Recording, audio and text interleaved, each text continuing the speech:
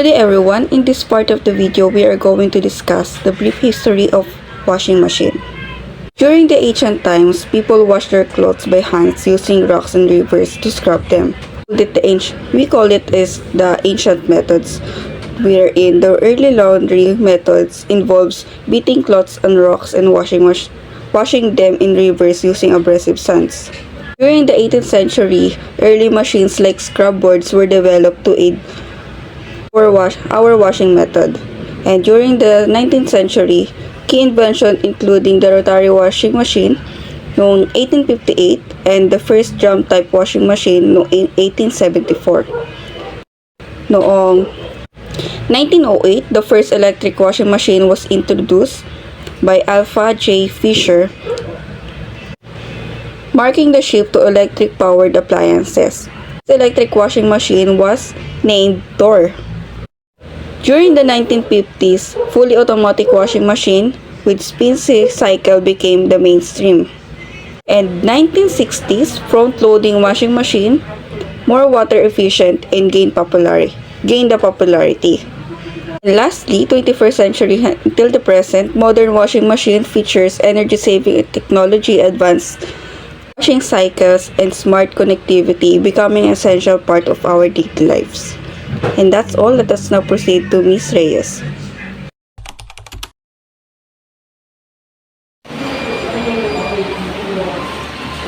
Now let's move on to the part and function of a washing machine. First, we have a motor. The main function of a motor is to rotate the disc inside the washing machine, which help remove the dirt and stain in our clothes. Then next, we have a capacitor, also known as a starter capacitor. It helps the motor to start by increasing the voltage for a short time. Then next, we have a wash timer.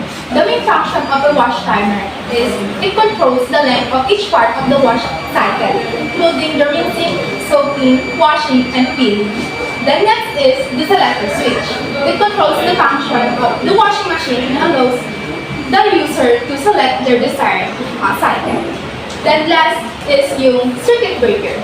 So the main function of a circuit breaker is to help protect your washing machine and your home from electrical issues for cutting off power when the electrical current becomes too high or unsafe.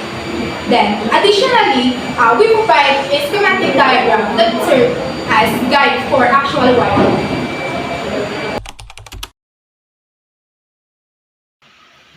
So now, i-discuss ko naman sa inyo kung paano nag-work itong aming mock-up. I-discuss ko sa inyo yung naging process ng pag-wiring niya.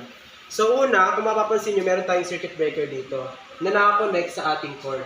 Itong cord yung magbibigay sa kanya ng power supply. Tapos merong dalawang line, which is yung line 1 at yung line 2. Yung line 1 natin, directed siyang nakakonect sa ating motor. Tapos yung line 2 naman natin, nakakonect siya sa may wash timer ng ating washing machine. And now, kung mapapansin nyo, meron apat na line na naka-connect dito sa capacitor. Kasi, yung isang wire ay galing dito sa motor, which is yung starting. Na-connected din sa starting ng ating wash timer. Next naman, yung running ng motor ng ating washing machine ay connected din sa running ng ating wash timer. Then proceed naman tayo dito sa kabila. Kung mapapansin nyo, merong 6 na wire ang ating wash timer. Nabanggit ko na kanina, yung dalawa ay para sa running at para sa starting. Itong number 4, connected siya doon sa ating selector switch. Siya ang magbibigay ng power supply doon sa ating selector switch. Tapos, itong number 5 ng ating wash timer, connected naman din siya dito sa ating selector switch. Siya yung magbibigay ng signal doon sa ating selector switch kung ang magiging mode ng ating wash, kung strong wash or normal wash. Kung mapapansin nyo, may strong wash and normal wash.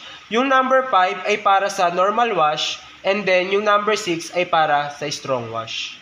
Siguro yung makukurious kayo kasi may cover itong aming motor ng washing machine. Nag-provide lang kami nito para sa karagdagang safety. At para sa mga ibang group or ibang tao na magta-try na mag-wiring ng aming washing machine mock-up, nag-provide kami dito ng schematic diagram para maging guide nila sa kanilang pag-wiring. And that's all. Thank you.